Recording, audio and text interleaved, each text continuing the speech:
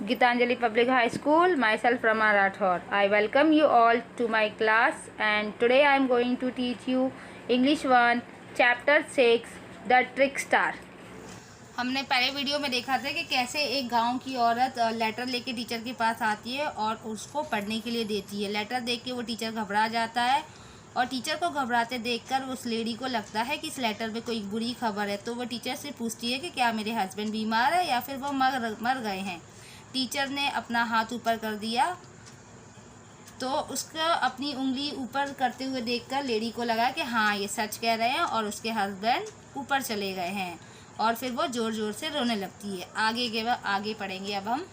Fate demanded, तो वो teacher बोलता है ये तो सब नसीब का खेल है, ये सब भगवान ने किया है। Reply the school teacher giving her back the letter, और ऐसे बोलते हुए वो इस गांव की औरत को लेटर वापस दे देता है। With this he turn and enter the school, और ऐसे बोलते हुए वो वापस अपने स्कूल के अंदर चला जाता है।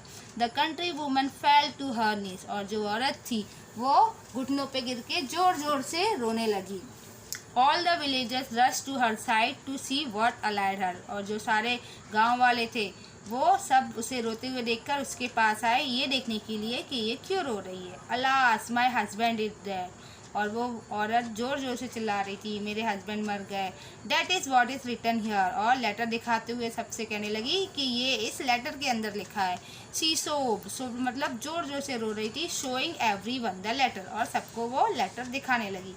One of her neighbour suddenly appear at her side and cried, जब वो औरत रो रही थी तो अचानक से उसका एक नेबर, उसके घर के पास में जो रहता था नेबर, वो आ गया और उसके पास आके बोला स्टॉप योर टीयर्स, यानी रोना बंद करो।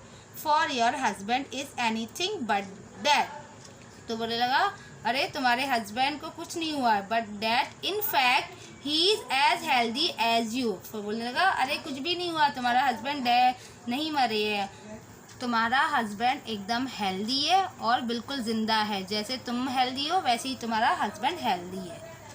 All this letter says is that he is sending you a new blanket in which he has wrapped present for you, और इस लेटर में तो ये लिखा है कि वो तुम्हारे लिए एक न्यू ब्लैंकेट भेज रहा है जिसमें ये एक गिफ्ट है, उसमें तुम्हारे लिए रैप करके भेज रहा है, एक न्यू ब्लैंकेट भेज रहा है। I happen to be with him when he was writing, और ये मुझे इसलिए पता है कि जब वो ये लेटर लिख रहा था तब मैं उसके साथ था। What is this?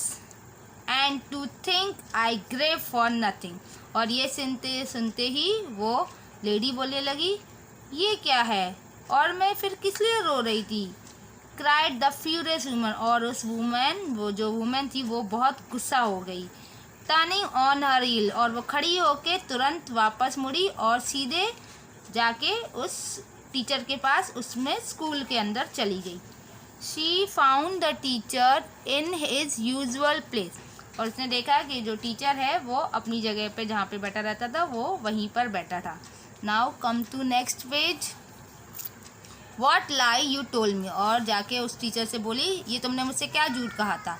I have just find out that the letter state that my husband is sending me a blanket wrap round present, मुझे पता चला है कि इस लेटर में ये लिखा है कि मेरे हस्बैंड मेरे लिए एक ब्लैंकेट भेज रहे हैं, प्रेजेंट भेज रहे हैं। She shouted waving the letter before the, और ऐसे ज़ोर ज़ोर से उस टीचर पे चिल्लाने लगी और उसको ये लेटर दिखाने लगी। The teacher however was not in the least put out, अब जो टीचर था वो तो पढ़ना लिखना नहीं जानता था, वो सोचे आज तो मैं पकड़ा गया, अब मैं क्या बोलूँ, तो उसके मुँह से एक वर्ड भी नहीं निकल रहा था।